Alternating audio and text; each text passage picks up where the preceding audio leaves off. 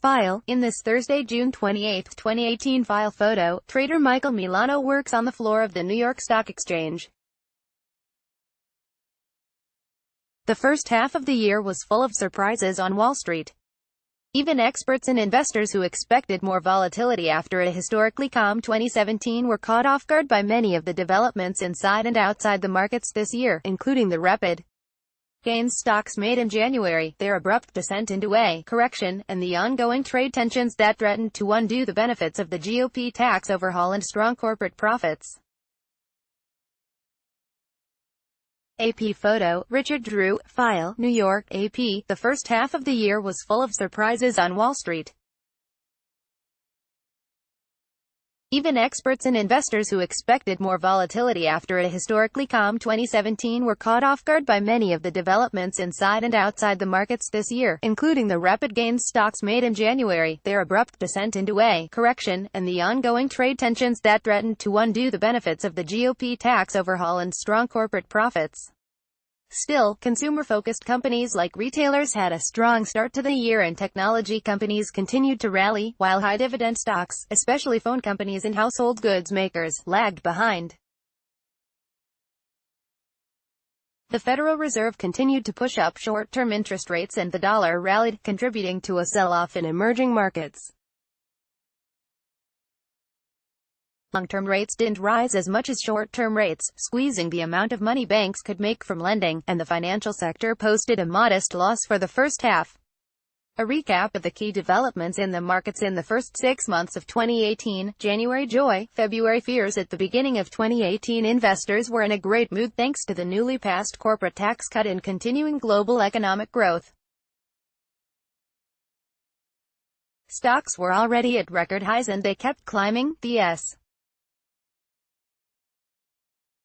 A few days later, investors looked at the government's monthly jobs report and worried that inflation was about to start surging after being dormant for years. On Feb. 5, the S&P. The Dow Jones Industrial Average fell 1,175 points and 1,032 points those 2 days, its biggest losses ever in terms of points. The market fell 10% in just 9 days, and 5 months later it hasn't fully recovered. Volatility skyrockets. February's swoon marked the return of volatility in stocks. The market pressed cruise control last year and sailed to record highs without a lot of fuss. But this year has been a rude awakening, even if things have really only returned to normal. In 2017, the stock market only had 8 big moves, defined as days. The S. This year it's already made 36 such moves. If that pace continues, the market would match the number of big swings it had in 2015. Profit power. Earnings for S. The gains were even more dramatic compared to the last quarter of 2017. Much of the gain stemmed from the corporate tax cut, but continued growth in the U.S. economy and the global economy also played a role. Experts are projecting strong earnings growth in the second quarter as well, but they're worried that growth will slow down compared to the first quarter because of the rising price of oil and other raw materials, as well as growing trade tensions. The market's wild trade ride. Rising hostility between the U.S. and some of its major trading partners has rocked the market over the last 4 months. The U.S. placed tariffs on steel and aluminum imported from the European Union, Canada and Mexico in June, and each responded with its own taxes on goods from the U.S. The U.S. and China announced tariffs on billions of dollars worth of imports as well, and those are set to take effect July 6. While investors don't expect a full-blown trade war and major damage to the world economy, they are shying away from industrial companies and tariff targets, and have bought more stock in technology companies and smaller, U.S.-focused companies. Recession warning sign. One warning signal for recessions that economists use is flashing a bit brighter.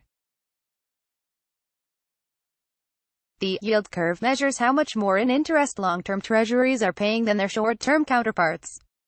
The gap between 2- and 10-year Treasury yields is now at its lowest level since the summer of 2007, a few months before the Great Recession struck. Short-term yields are rising because the Federal Reserve is getting more aggressive in raising overnight interest rates, but long-term yields are rising more slowly because inflation remains modest. For economists, the yield curve starts flashing a red warning signal when short-term treasuries are yielding less than their long-term counterparts. That's a scenario called an inverted yield curve, and it has preceded each of the last 7 recessions. A flatter yield curve also crimps profits for banks, which essentially borrow money at short-term rates, lend it out at longer-term rates and pocket the difference. A resurgent dollar. The dollar is on the rise again as the Federal Reserve raises interest rates in the U.S. economy grows at a quicker pace while other regions, including Europe and Japan, have slowed somewhat. The recent talk of tariffs has also sent the U.S. currency higher. A stronger dollar also pushes the price of commodities like oil and gold lower. That's all bad news for emerging markets. Higher U.S. interest rates have historically meant pain for emerging market stocks, in part because they can draw away investment dollars. A stronger dollar also makes it more difficult for emerging market companies to repay debt they've taken out in dollars. Some countries have their own troubles as well. Turkey's central bank is boosting interest rates to fight rapid inflation, and Argentina suffered a sharp devaluation of its currency and successfully sought a $50 billion loan from the International Monetary Fund. What's next? Experts are still mostly optimistic about stocks for the rest of the year since the U.S. economy is expected to grow at a faster pace and corporate taxes are substantially lower than they were a year ago. But many of the factors that kept stocks bouncing around during the second quarter are likely to persist over the coming months. Trade will be front and center. The U.S. and China are set to impose reciprocal tariffs on billions of dollars of each other's goods on July 6, and allies such as Canada and the European Union have recently retaliated against U.S. tariffs on steel and aluminum. Inflation is likely to creep higher and interest rates are rising as well.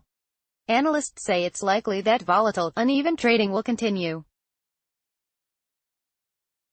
Copyright 2018 The Associated Press.